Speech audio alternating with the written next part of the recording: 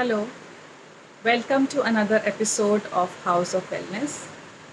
ये एपिसोड में मेरी को होस्ट सोनम, जो कि एक न्यूट्रिशन, डाइट और न्यूट्रीजेनेटिक कंसल्टेंट है, हमें बताएगी कि how pill popping is as harmful as acid reflux. Hi Sonam. Hi Minaz ji. जब मैंने एसिड रिफ्लक्स पे एपिसोड किया था तब एक मित्र ने मुझे फ़ोन करके कहा कि मेरे पास एक बेस्ट तरीका है एसिड रिफ्लक्स कम करने का। तो मैंने बोला प्लीज़ बताएं।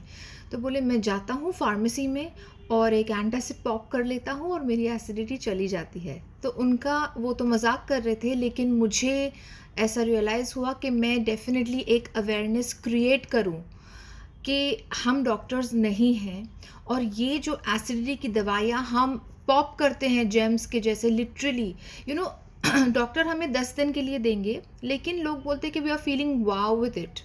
सो वो 10 दिन 2 हफ्ते हो जाते हैं, 4 हफ्ते, तो दिन हफ्ते बन जाते हैं, हफ्ते महीने बन जाते हैं और महीने साल बन जाते हैं। मैं कितने लोगों को जानती हूँ जो एंटासिड सालों से लेते हैं। जब एंटासिड इतने टाइम हम लेते हैं लॉन्ग टर्म यूज़ से, हमारे जो पेट का नेचुरल एसिड है वो बहुत ही असेंशियल है हमारी फूड में से न्यूट्रिएंट्स अब्जॉर्ब करने के लिए।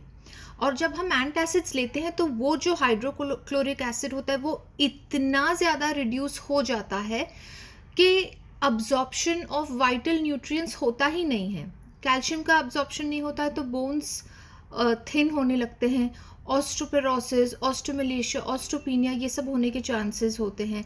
आयरन अब्जॉर्ब नहीं होता है, B12 अब्जॉर्ब नहीं होता है, तो ये चीज़ों की डेफिशिएंसी हो जाती है। सो प्लीज़ प्लीज़ आप फर्स्ट फाइंड आउट करें कि आप कौन सी कैटेगरी की एसिडिटी की दवाई खा रहे हैं। क्या वो PPI है या वो H2 ब्लॉकर है? उसके साइड इफ़ेक्ट्स गूगल करें और बिना डॉक्टर से पूछे प्लीज़ एक भी एंटासिड पॉप ना करें। इसके लॉन्ग टर्म में बहुत ज़्यादा नुकसान होते हैं। मैं एक और आपको एग्जांपल दूंगी।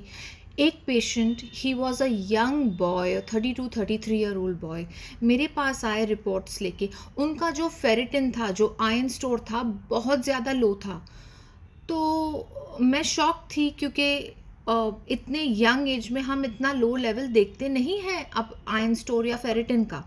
सो जब मैं हिस्ट्री ले रही थी, बातों बातों में पता चला कि वो रोज़ पास्ट 10 साल से गोली खाते थे अपनी एसिडिटी कम करने की, और हमने वो गोली बंद करवाई and over a period of time हमने फेरिटिन मॉनिटर करना शुरू किया। सो उनका फेरिटिन वाकई में ऊपर जाने लगा था। जब उन्होंने एंडोस्कोपी करवाया तो पता चला कि उनको एच पाइलोरी बैक्टीरिया की तकलीफ थी और इसकी वजह से उनको एसिडिटी हो रही थी। जब उन्होंने इसका इलाज करवाया तब एसिडिटी एकदम ख़त्म हो गई। सो प्लीज़ अपनी एसिडिटी का जड़ जानना बहुत ज़्यादा ज़रूरी है।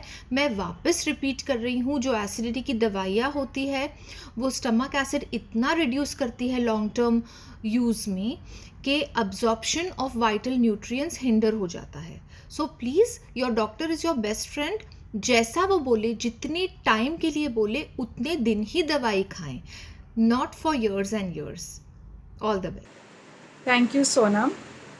So viewers, please seek medical assistance और फाइंड आउट कीजिए कि आपको एसिड रिफ्लेक्स क्यों होता है, उसका क्या कारण है, और डायग्नोसिस कीजिए. Cheers to wellness.